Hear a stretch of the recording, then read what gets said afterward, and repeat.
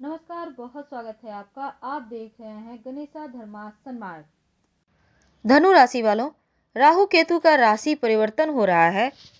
वैदिक ज्योतिष में राहु को 9 ग्रहों में से एक माना जाता है, लेकिन जो अन्य ग्रह हैं सूर्य, चंद्रमा, बुध, मंगल, शुक्र, शनि और बृहस्पति, इनकी तरह राहु का कोई भौतिक अस्तित्व नहीं है, क्योंकि राहु एक छाया ग्रह है और राहु को वैदिक ज्योतिष में धार्मिक दृष्टिकोण से बहुत ज़्यादा महत्वपूर्ण माना गया है। क्योंकि पौराणिक कथा भी आती है कि सागर मंथन से जब अमृत का कलश मिला था तो अमृत के लिए देवताओं और असुरों के बीच भयानक झगड़ा हुआ। तब भगवान विष्णु ने इस झगड़े को खत्म करने के लिए देवताओं को अमृत पान कराने के लिए भेष बदला और मोहिनी रूप धारण करके वहां पहुंचे। फिर मोहिनी ने देवताओं और असुरों को 2 अलग अलग पंक्तियों में बैठने को कहा। मोहिनी की सुंदर काया के मुंह में सारे असुर सब कुछ भूल गए और मोहिनी चालाकी से देवताओं को अमृत पान कराने लगी।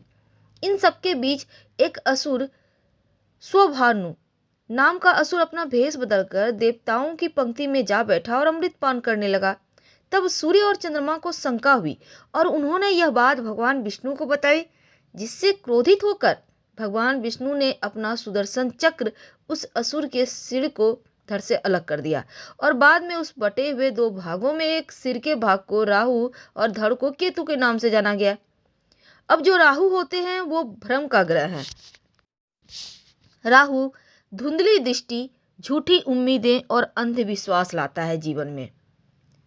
राहु का प्रभाव आपको ख्यालों में खोए रहने हुए या फिर स्वप्न दिखाने वाला होता है और ये आपके जीवन पर बहुत प्रभाव डालता है। वैसे तो राहु जुआ, नशा, बुरी लत, अवैध चीज़ों और नया विचार, नई क्रांति इसके भी कारक है, लेकिन जो भी इस बात पर निर्भर करता है कि राहु आपकी कुंडली में बैठा किस भाव में है। और यदि राहु आपके शुभ भाव में स्थित हो जाए तो सकारात्मक फल देता है, और अगर निगेटिव, नकारात्मक भाव में, अशुभ भाव में बैठ जाए तो जीवन में सिर्फ नकारात्मकता ही बढ़ता है। क्योंकि राहु का जो विस्तार है, राहु एक बहुत ज़्यादा ऊर्जावान ग्रह माना गया है। तो आपके जीवन पर राहु का इस परिवर्तन का क्या प्रभाव पड़ेगा, क्योंकि कुंडली के हर उस भाव के प्रभाव में वृद्धि करता है जहां ये बैठता है। तो वैदिक ज्योतिष में राहु एक प्रभावशाली ग्रह है जो किसी भी ग्रह के साथ युति करे या फिर दृष्टि में आ जाए तो उसके ही जैसा व्यवहार करने लगता है। साथ ही जिस भाव में रहता है उस भाव के स्वामी की तरह व्यवहार भी करता है। अब ये जो हमारा आधुनिक दुनिया है, अब चूंकि राहु तकनीक का भी कारक है, उन्नति का कारक है, प्रतिनिधित्व करा आता है, लेकिन राहु मीडिया, विमान, तकनीकी सभी पर राहु का प्रभाव तो है ही। इसीलिए आधुनिक दुनिया में राहु की पारंपरिक परिभाषा यानी एक अशुभ ग्रह से बदलकर नया विचार में, हम लोग कहते हैं ना, राहु एक्टिव है इसलिए कुछ नया करवा रहा है, उथल पुथल मचा रहा है। तो राहु के कुछ ऐसी जानकारी, लेकिन आज हम जानेंगे कि जो राहु ग्रह हैं सबसे धीमे गोचर करने, शनि के देव के बाद राहु ही चलते हैं और राहु का प्रभाव 1.5 साल तक एक राशि में रहता है। तो इस वर्ष भी जो राहु है 12 अप्रैल को 2022 सुबह 10:36 पर वृषभ राशि से निकलकर मेष राशि में गोचर करेंगे। तो आपके जीवन पर इसका क्या प्रभाव पड़ेगा, आइए जानते हैं विस्तार से। तो धनु राशि वालों, राहु आपके 5वें भाव में और केतु आपके 11वें भाव में गोचर करेंगे। तो राहु केतु का ये प्रभाव आपके जीवन में क्या कुछ बड़ा बदलाव देगा।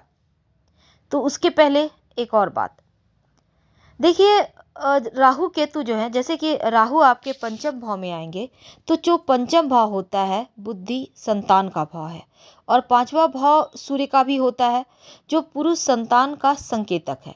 तो राहु अगर शुभ हो तो व्यक्ति अमीर, बुद्धिमान और स्वस्थ होता है, आपके इनकम अच्छे होते हैं, प्रगति करता है, दार्शनिक होता है।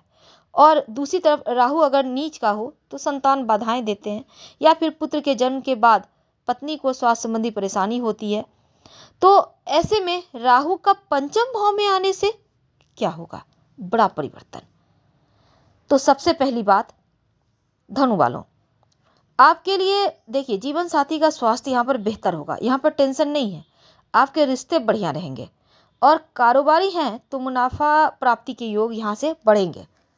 लेकिन शत्रु के प्रति थोड़ा सावधानी भी रखिएगा। वैसे आप एक छोटा सा कम उपाय शुरुआत में ही कर ले तो बढ़िया है।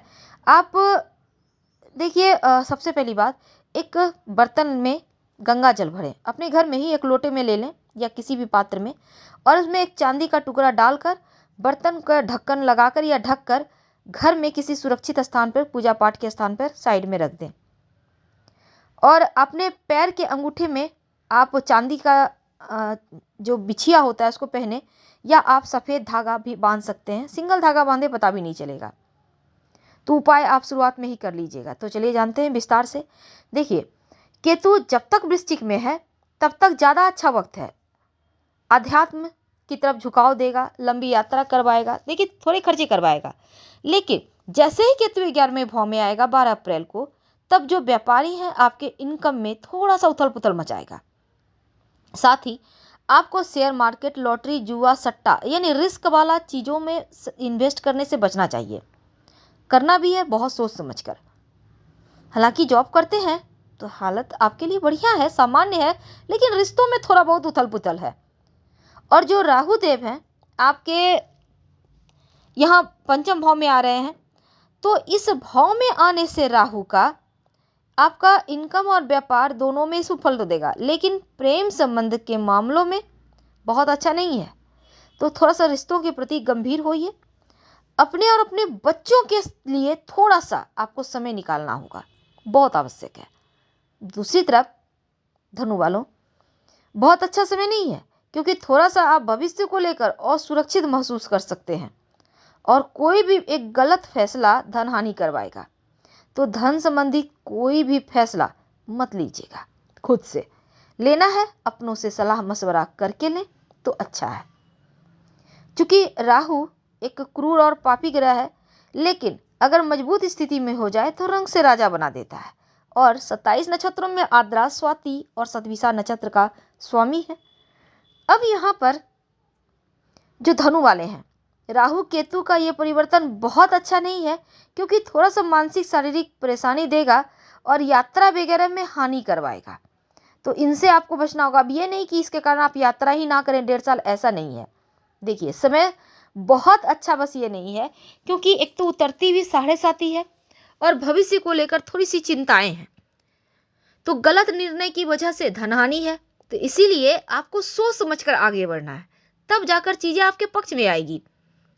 हाँ, कुछ अदालती या कानूनी मुद्दे हैं जो आपको परेशान कर सकते हैं, इन चीज़ों से दूर रहिएगा।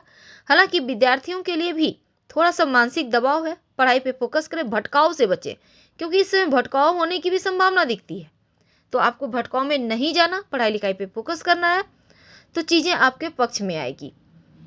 तो आपके लिए ये परिवर्तन बहुत सारे उथल पुथल मचाएगा, इसके लिए आप तैयार रहें। फिलहाल विदा लेते हैं, उपाय करते रहिए। हर हर महादेव, धन्यवाद।